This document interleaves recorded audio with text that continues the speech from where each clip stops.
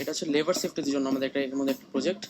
এটা দিয়ে আমরা শ্রমিকরা যখন কনস্ট্রাকশন ফিল্ডে কাজ করে তখন কোনো অবজেক্ট উপর থেকে পড়লে বা আশপাশ থেকে আসলে ক্রেন ফল্টের কারণে কোনো ক্রেন যদি ইরোর হয়ে কোনো লেবার গায়ে লাগে তো তারা মারা যাবে। তো তারা সাধারণত এই হেলমেট ইউজ করে। তো এই হেলমেটের ভিতরে আমি কিছু কম্পোনেন্ট লাগিয়েছি, যে আল্ট্রাসোনিক সেন্সর লাগিয়েছি, যেগুলোর মাধ্যমে কোনো অবজেক্ট আসলে অটোমেটিকলি ডিটেক্ট করে দিবে যখন অবজেক্ট আসছে। তো সেই যে লেবার থাকবে তার সেফটি দিতে পারবে। তো এটা কাজ করে হচ্ছে গিয়ে আমি এটা বলতে চাচ্ছি।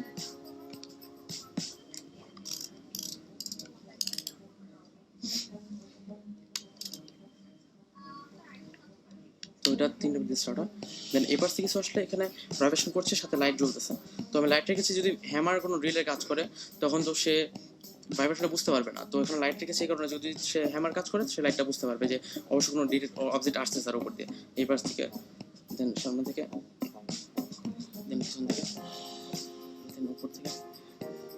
এটা হচ্ছে পুরোটাইপে আমরা আল্ট্রাসোনিক সেন্সর ইউজ করেছি। তো আমরা সামনে এখানে ডিস্টেন্স সেন্সর ইউজ করবো যাতে সহজে ডিটেক্ট করতে পারে দূর থেকে কোনো অবজেক্ট।